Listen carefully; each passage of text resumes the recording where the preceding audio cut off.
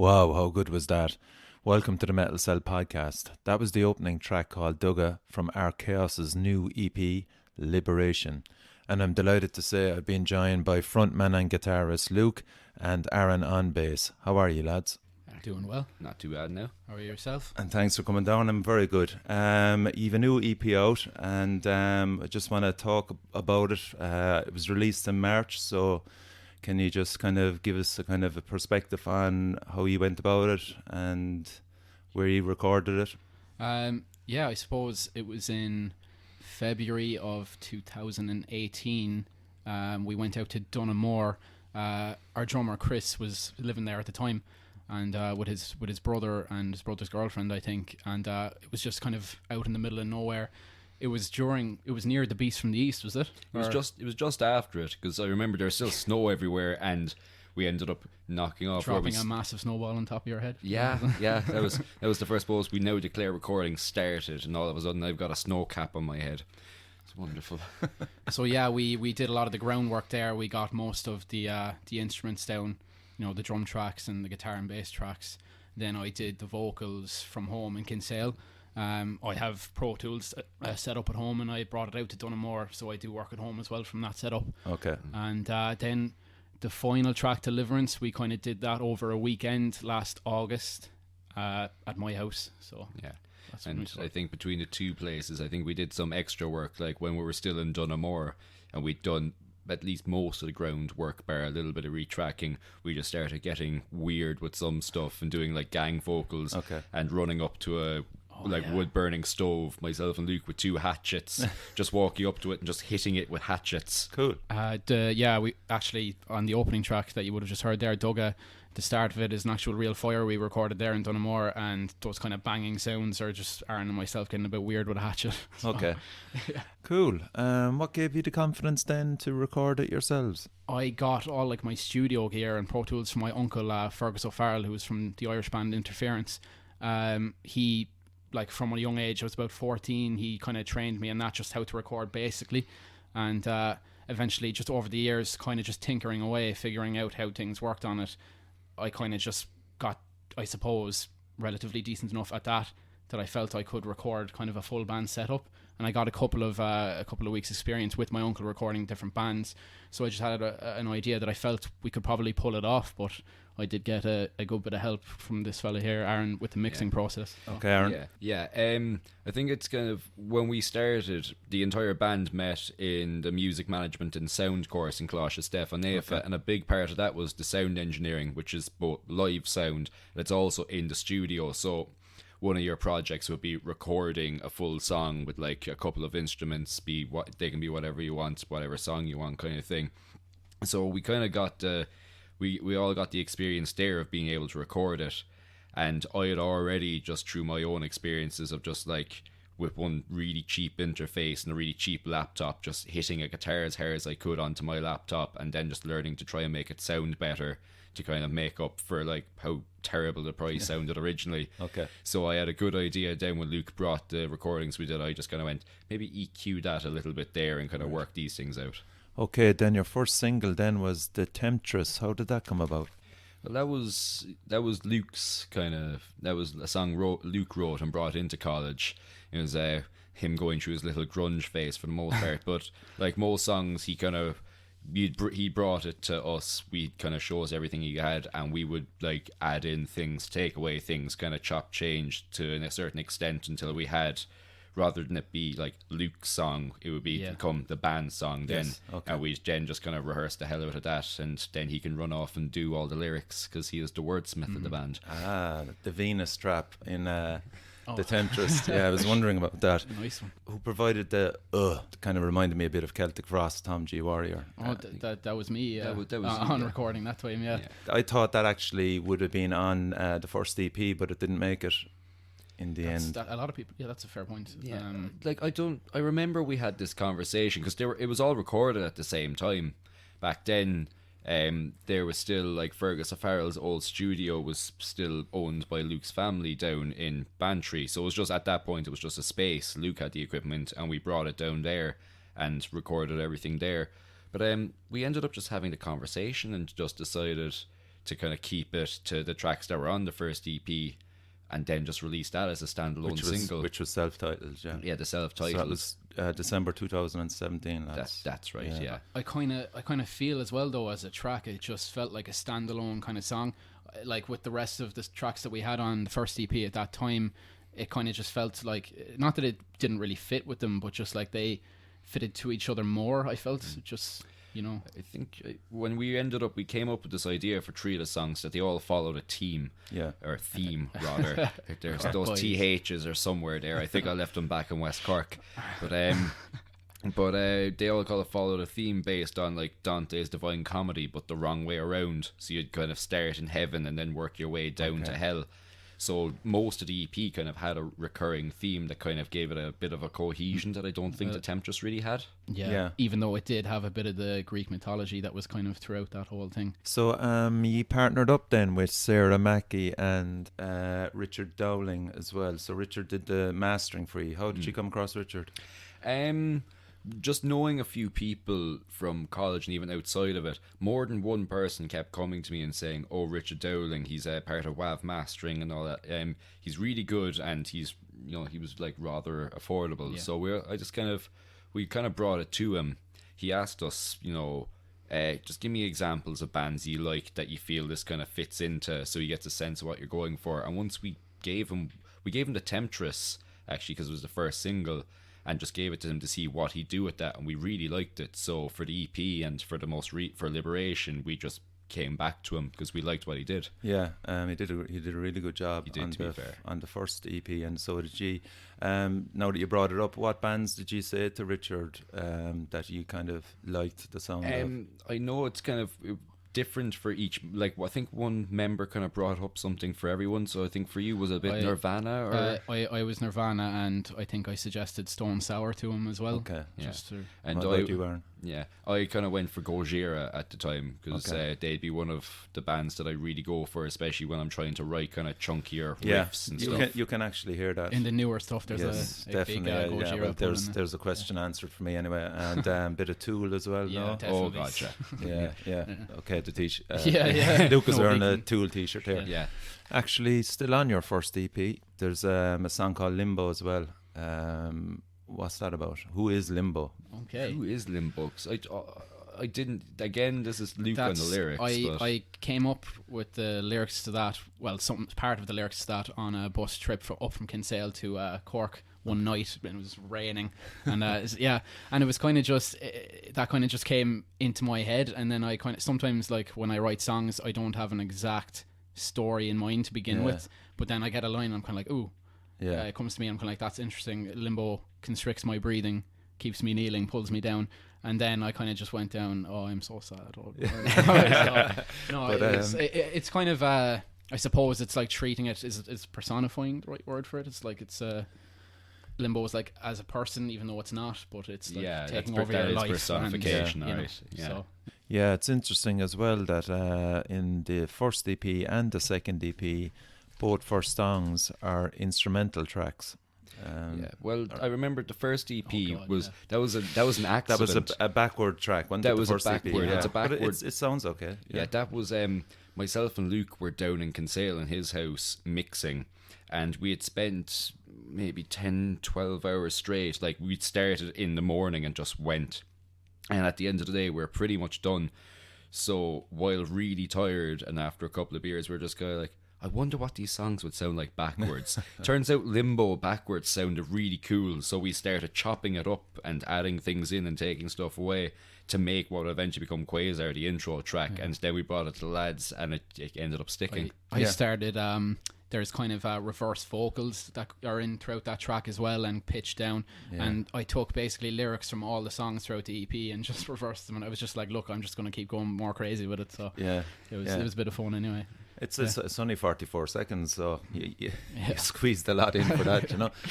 On the back of that EP then, lads, did you get gigs, or were you gigging beforehand as a band, or on the back of that EP did you get some gigs? We were gigging beforehand, alright. Now, not regularly. I would find the EP, especially just putting it out there, and like getting a couple of people in for the EP launch that we did in Fred Zeppelin's in Cork. that kind of gave us a product to give to people and True. just show Yeah. off. And once we showed that off, I found we kind of got more consistent gigs, and I'd always be keeping out and seeing what promoters are doing, seeing if I can find any posts looking for bands, and I'd always kind of like slip us in and show them the first EP or some of the more recent stuff and being like, here you are, see what you think of this. You want 4 lads from Cork to go crazy? Here we are. Yeah. Sarah did the artwork for it. Did you work with her, or did you give her an idea of what she wanted, or did she come up with something herself, or how'd that go? We kind of gave her ideas, and I think again we ended up giving her examples of artwork. So for me, I ended up giving her Monolith by Silosis, who'd be a band I've been following for a long time and absolutely adore, and doing stuff like that. We'd kind of give her the themes of the album or the EP as well. And because you can see on the night side, or the dark side of the EP cover, myself and Luke are really into like space and planets and stuff. Yeah. So we were like, put in stars and stuff. And then she ended up by her own accord making the light half the moon. Yeah. And showing, because we mentioned how the EP is about like a transition from light to dark. So we ended up kind of showing her that as well. And the swirling spiral of bodies as well, that's incorporated Yes, into yeah, it, yeah. from Dantes. That's from Dante's Divine Comedy, following in with the whole lyrical theme that we went for a lot of it. All right, yeah, and she did a good job as well. She's great. yeah. We highly recommend any band that's looking to get the artwork done or photography or anything, any kind of job like that. Definitely get on to Sarah Mackey. And there's a big shout out Yes. there for you, Sarah. Okay, so See, I don't love you. then I think he got on Metal to the Masses, is it? That was around February, was it? How did that come about? Well, in the As cases, heats, was it, or they were something? heats, yeah. In both, we did it for the past 2 years. We did it this year in March, and the year before that we had done it. I think it was in February, but it was, yeah. In both cases, you had to go through an application process. So for both of them, I was ending up linking them on. They'd ask you for all your social media. I'd give them that. I'd give them logos and stuff. And in that case, I always found like just having all the right stuff to a really professional quality that I can see and see that we're like being a serious band helps in that regard. So I already kind of knew Kev Kerwin from Jet Rocker already. So once I kind of gave him all of that stuff, I think he knew that we were kind of a decent enough shout to put into the heats. Have you any idea, like, are you actively targeting festivals, or are you going to try and stay local and build on the EP? Well, we will be doing local gigs, but we did kind of collectively make a decision. Festivals would be fantastic, and we have been kind of contacting people for a few festivals, seeing if we can kind of make any inroads there. If we can't do that, what we would really like to focus on is going to new towns and cities outside of Cork. So your Limericks and your Dublins and Galways as well. Yeah, we've done Dublin a few times, even outside Metal to the Masses, and we would always love to go back there because Fibbers or even outside of that, it's a fantastic place to kind of go and even listen to music. But definitely your Limericks, your Galways, even if we're playing a gig in Killorgan at the start of May. Okay. So we're going to be playing in what is essentially a very large shed, but it's going to be interesting. Yeah. The barn in Killorglin. Yeah. Yes. Kerry. So we're going to be tough pressed to try and find people to come down for it, but we'll get the crowd there. That's what we want to play to new people. I'm sure there's a scene in Kerry as well, and it's something I'll investigate more as the podcast goes along. Because as I said, I'm kind of moving around from county to county.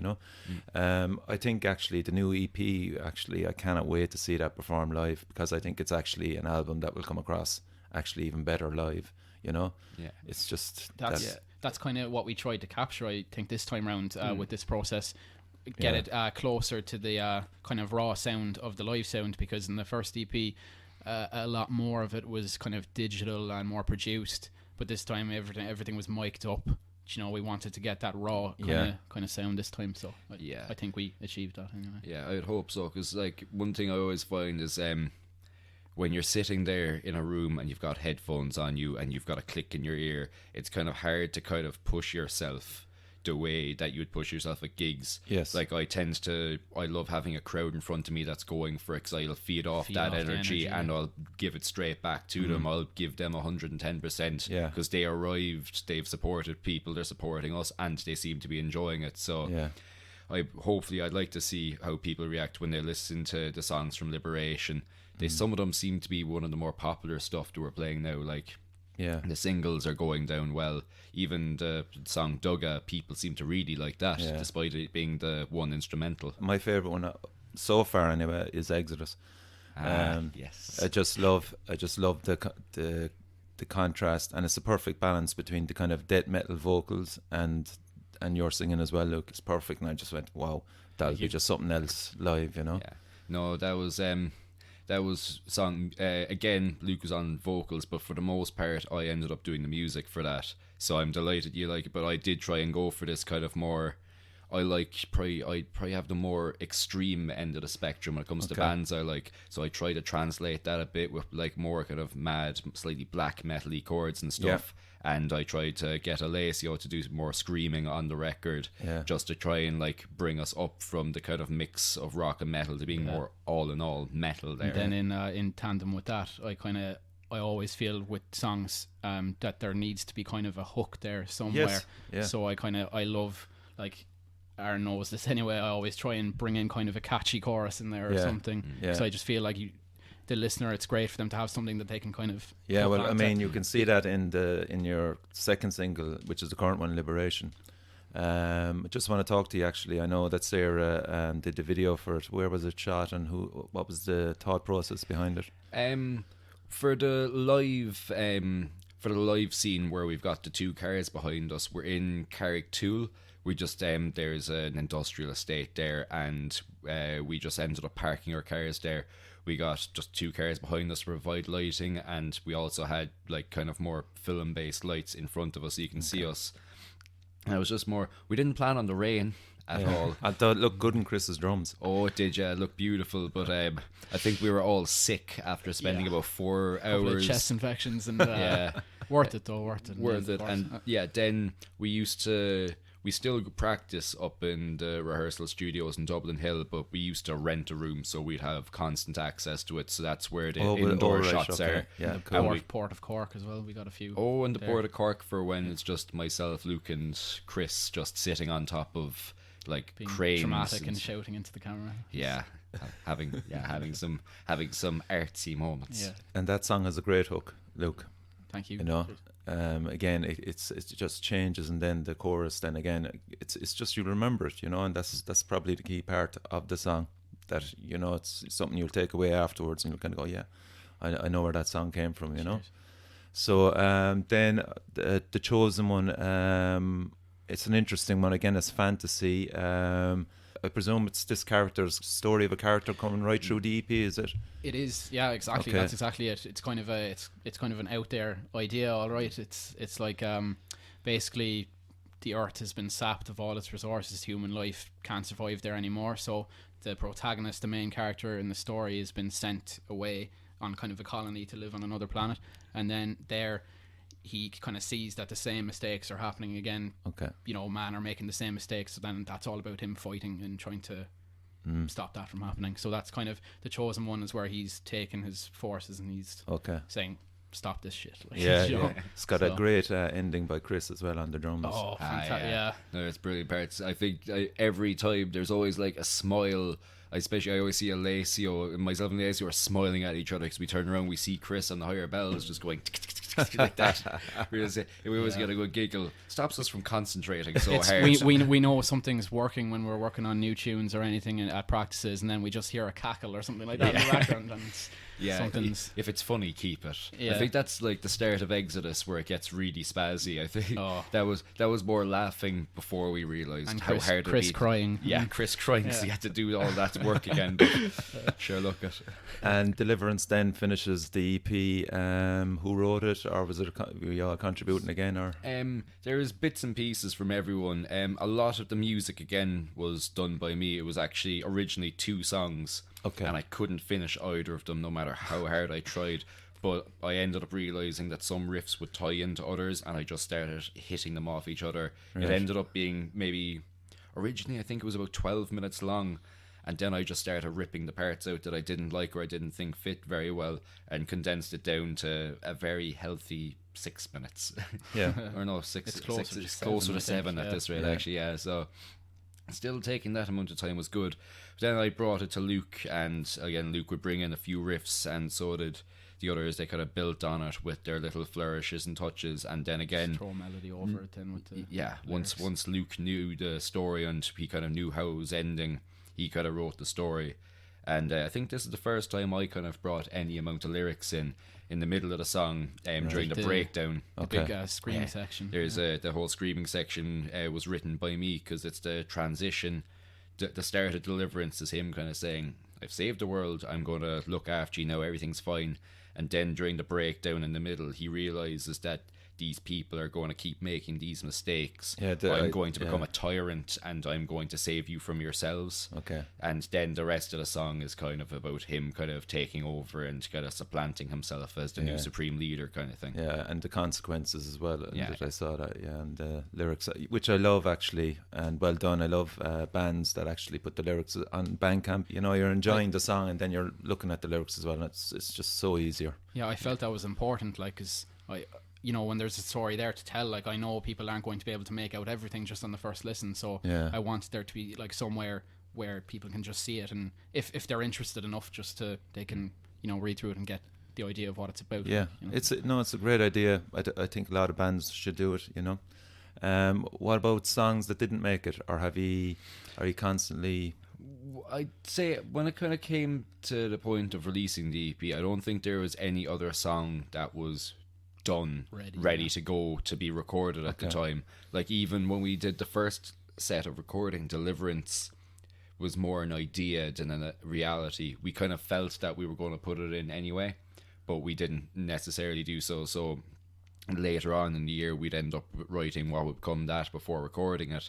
It's only been in recent times that I think new songs are kind of coming forward and people are trying more ideas out. Yeah, I think we have so many new ideas now that this could be the time that we start picking and choosing things eventually. But I think, like, you definitely in this EP have found your sound, so it's just a matter now of building on it live, I was just interested there, like, the whole thought process of writing music intrigues me, and like, so you have the EP done now, are you going to move on, like, creativity wise? Creatively we are, like, again, I'm glad you picked up on the fact that there seems to be a sound, because I felt that, unlike the first EP where I wanted to kind of take stuff that I liked and bring it forward to write what will become the songs on Liberation, now I feel like even if we add in new stuff and kind of new influences, that's fine and well, but we have, like, the framework of what's now Archaós. There's the identity there, and I kind of want to keep that. We can expand it.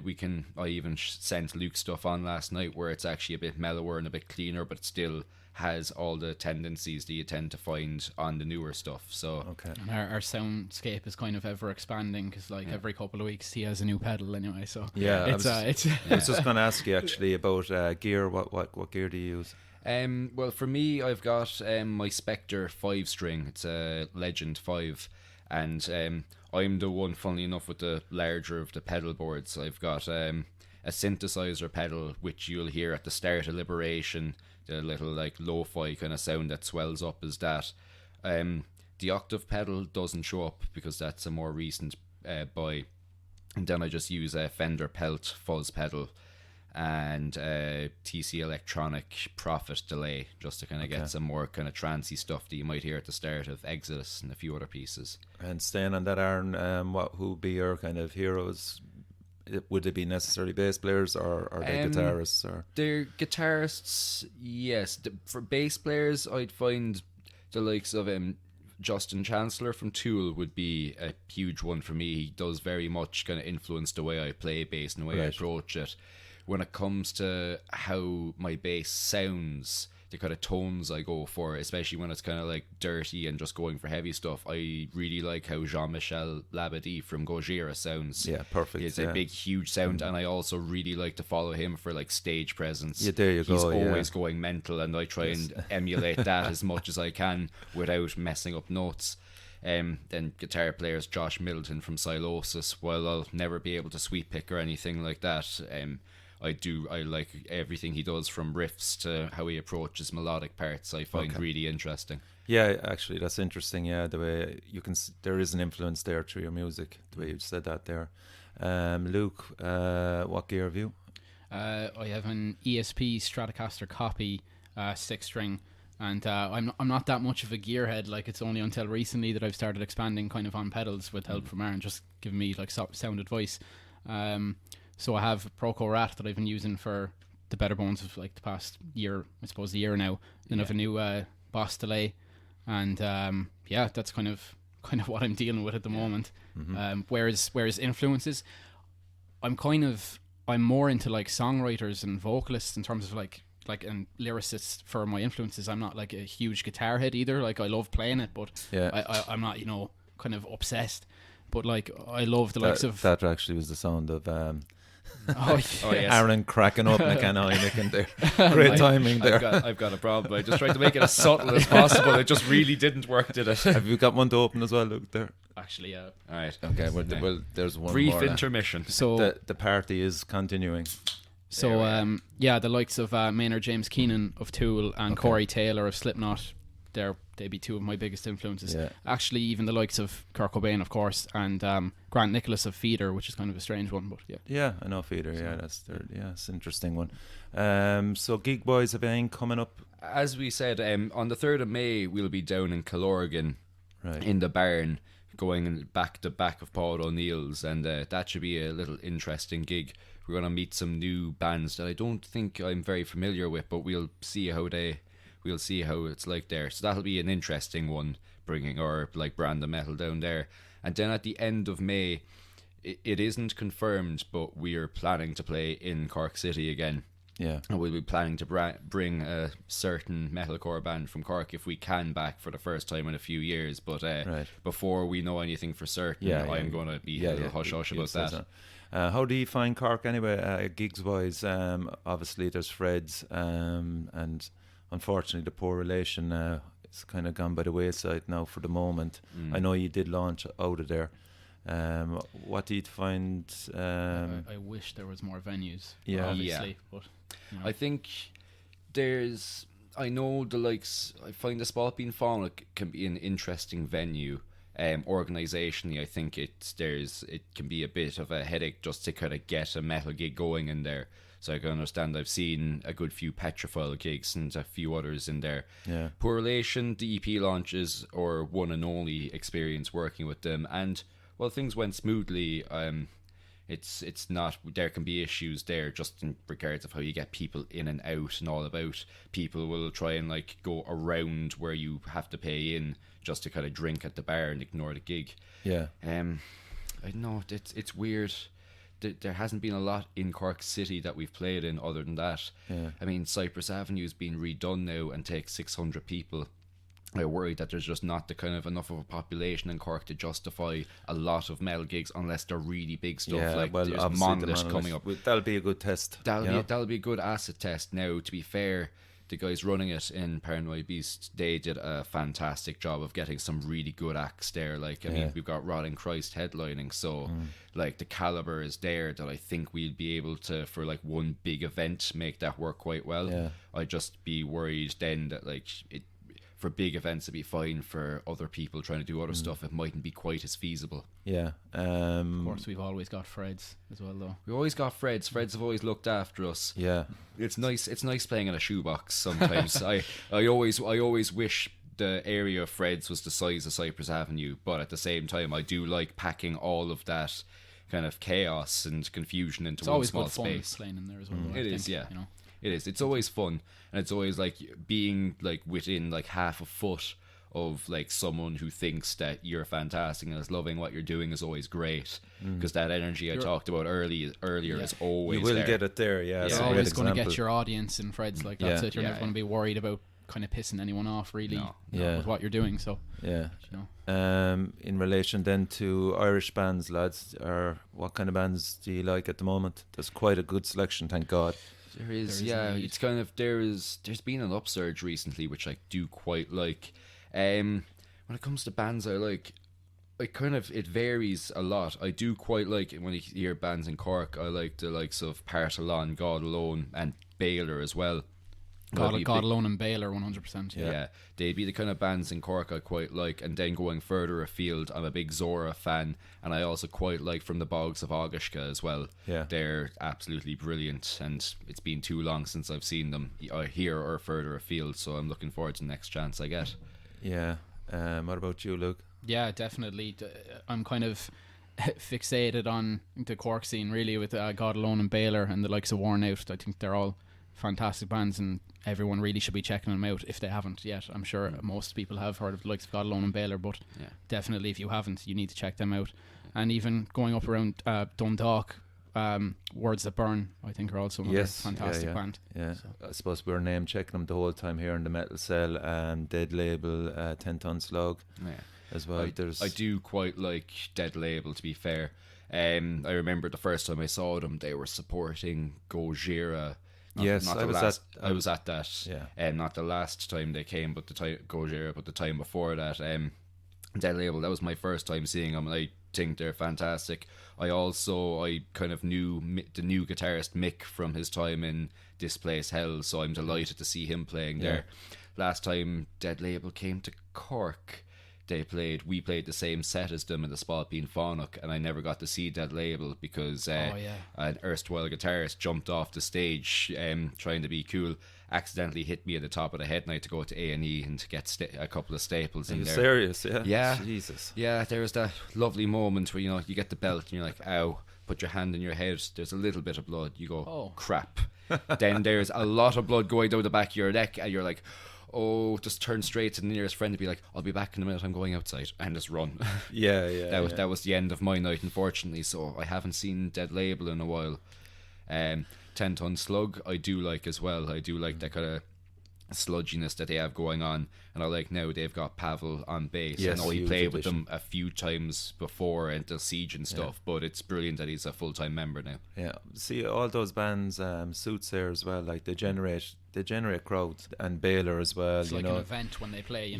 So that's the biggest worry. We'd say the poor relation now. I know Mark struggled initially, and you're kind of always constantly saying it to people, please come along, support the gigs, and then on the night half of them don't show up, and I think it's a worry for a promoter, but it's also a worry for bands, It can be. We've had gigs there that we didn't organise, but we played, and we played in front of next to nobody.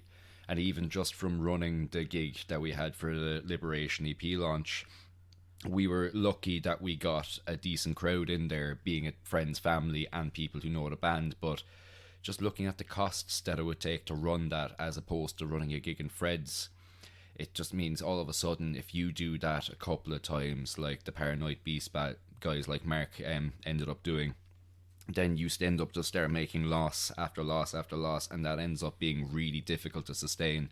So I can feel I've been to a few gigs there for the Paranoid Beast stuff, not as many as I wish I could have gone to, but I mean, I can understand that struggle. If we ended up having to pay what we paid to put on that launch again and didn't make it back, we'd be really starting to struggle after a while. Actually, now that you brought it up, budget wise, what were you kind of looking at for the second EP in relation to the first EP? Did you have to put in more money? I think we're lucky with the whole having the equipment to do the recording. I think that takes away studio time, and the mixing takes a huge chunk out of it. So I think we're lucky that way.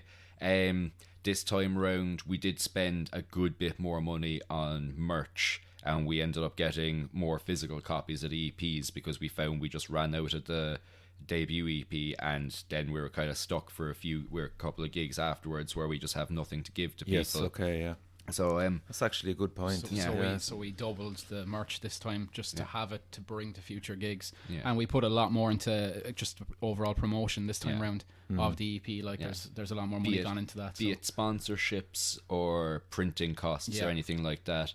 And again, I suppose with this one, when it comes into the EP, promotion for it also came in the part of the music video, which we paid for. Okay. And like when you add all of that up between music videos, merch, and all that kind of adding up, we definitely spent more than double, if not triple, what we spent in the first EP. But still, like, from what it would take, you know, an average band for an average recording session, like nothing in comparison. Oh yeah, like, you know, probably not. No, like saving thousands. Like, and it's just what I would recommend if you have anybody in your band that's into tech or recording in any sort of way, if you can find a way of like doing a DIY kind of job and recording yourselves to a point where you're happy with the, you know, and you think it's of a good enough quality, I definitely think it's worth trying to do it, because you know it's very rewarding as well. Like, and you know, I find there is the ability to do it. I know, like, sometimes you do have to get some expensive equipment to make some expensive sounds, and that is perfectly acceptable. That's why I spend so much on the current 5-string I have, and I buy new pedals and stuff. But there are some cheaper alternatives that you can save up for and do like even a passable job, like something to start off with, rather than like having, and then you after that, if you do that job and you're kind of relatively happy with it, you now have the experience. And I always find experience in the studio can save you hundreds if not thousands, because you know what you want, you know what you need to do. So if you just tell a studio engineer, you should do this here, this, that, the other, mix it that kind of way, then you start cutting away the hours that you have to pay him or her for. And then all of a sudden you're there, and you might have saved half your money if you do go to a studio. And if you like what you're doing on your own, then you might spend however much on your equipment, but be able to make that back again after a while through gigs and merch. It's a valid point. I mean, definitely, and that's what got my attention. The sound, first of all, then I saw the YouTube video of Liberation as well, and I went, these lads are going in the right direction, you know. Just wondering there as well, we'll say further down the line, are you going to stay with the EP format? Are you going to go and reach further and do a full album? We were discussing this not too long ago. I know there was smaller smaller discussions happened earlier on in the year and even last year, but recently, like kind of post EP launch, we were talking, we had all these ideas going, and I remember Chris saying we'll do like the next EP will be like this, and I just turned around and said no, the next album will be like this, because I feel the EP format is great. Sometimes I look at the likes of Liberation and them and kind of like, I wish there was just like more songs on that track list. I feel like even if we return to the EP format later in the future for the next record, I definitely want to see how we could approach full an length. album. Full length. See how using our logic and our framework, how we can construct something into a full album, having everything we have as songwriters and musicians, and seeing what we could bring to the table. And still kind of keep you produce it yourselves and give it over to a mixer? Yeah, well, we'll do the mixing, because that's been the case in the last 2 EPs. Mastering. Mastering, definitely. Mastering, I've always found, seems like this dark art where I'm not 100% certain. I'm sure, like, theoretically I might know what some of the things are, but I don't know what you have to do to master each thing. So I would definitely give that over to a professional like Richard Dowling or someone, just to kind of make it into the cohesive unit that we need by the end of it. No, the only reason I'm asking is a local band now, Corrosa. It's been ages now since they've had something out, you know, and I admire them for going full on for an album. But again, with an EP, you're out there. You have a product, as you said. You can hold it in your hand. You can sell it to somebody. So there's pros and cons for it, you know. I feel like I'm not 100% certain how Corrosa approach it, because every now and then I might see that they might be playing one gig or so every now and then. So I know they're still out there and they're still doing stuff, but they're focusing on the album, which is great. What I would feel like is if we could plan it, if we could sit down and plan it out. So like, we have this EP, it's only recently been launched and we're already talking about albums, but if we keep this EP and we push that at the next kind of couple of months that we keep doing, we're like, all we have to say is, here's an EP, this is our thing, here are t-shirts, buy them if you want to walk around looking stylish and all that. And Which as I'd we highly recommend. yeah, thank you. And as we kind of go along, then we can start doing the process, like not needing studio time, we can go off and we can record demos bits at a time and kind of sort ourselves out to have the right framework there, so that we don't have to take a whole chunk of time off and do that. So with the right planning, I think we could be okay. It will still be a case, I think we might have to like kind of go dark for a little while, but we'll make sure people are kind of up to date, even if we can do gigs every now and then. We'll try and keep playing a gig every now and again. But you look again at Soothsayer and Partholón, they're our split single as well. There's ways around it just to keep yourself relevant, you know. I'm looking forward to both of their releases actually. For the full length as well, we'd probably, just like you were saying from before, we'd have to kind of even again triple the promotion that we did this time from the first EP. We doubled it now. Probably have to take it even further again for the full length, like so. Yeah. Well, I mean, social media is the big if you want to take it on or not, you know. Yeah. Well, I know, like, knowing the commitment we have to this band, I know we will take it on. Each time we do try and take it on, I feel like it's this bigger monster that we have to kind of slay. Like, each time we're giving ourselves a far larger task. But as we say, even coming here and doing shows like this and stuff, we're learning kind of new tricks and new ways to approach things. So the more we kind of engage with other people and learn stuff, I'd like to think that when it comes to social media and other promotion, we might learn another few tricks down the line that we could bring forward. Yeah, cool.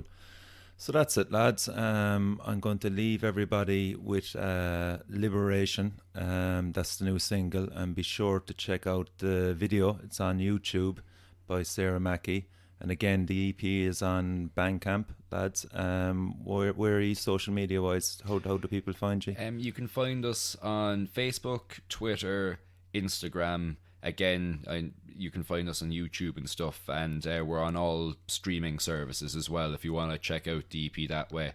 But we have Bandcamp. If you'd like to buy t-shirts or EPs or anything, they'll all be available there. Okay, cool. Thanks, Aaron. Thanks, Luke. Thanks for having us. I just want to give a shout out to Boz from Yurt. Check out Yurt 4, The Obstacle Is Everything, and their other albums are also on Bandcamp. So that's it. Thanks for listening to The Metal Cell. You can find me on Facebook and Instagram at The Metal Cell. And if you want to get in contact with me, if you're a band and stuff, you can email me at themetalcell@gmail.com. And as I said, I'm leaving you with the excellent single Liberation from Archaós. And that's it. Over and out. Thank you.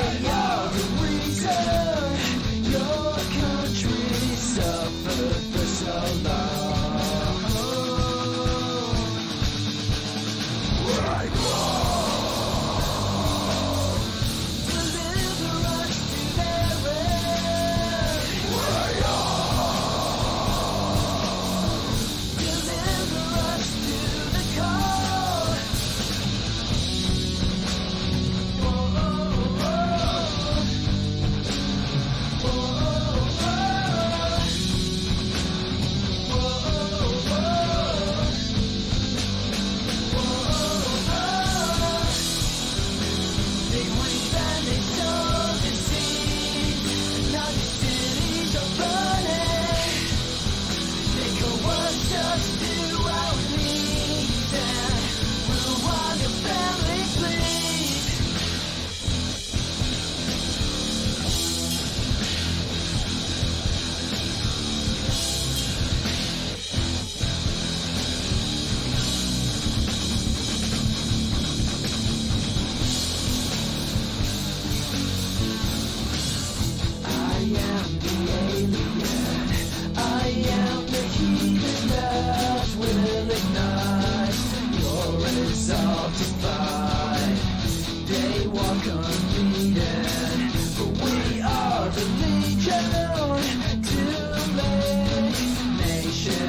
rise and fall.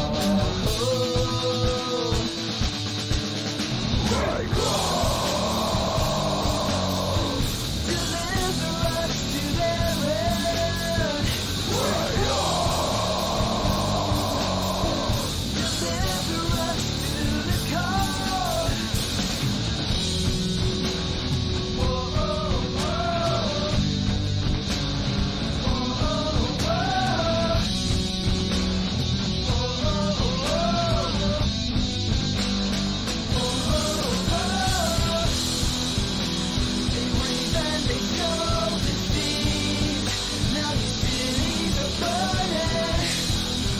They go worse to see.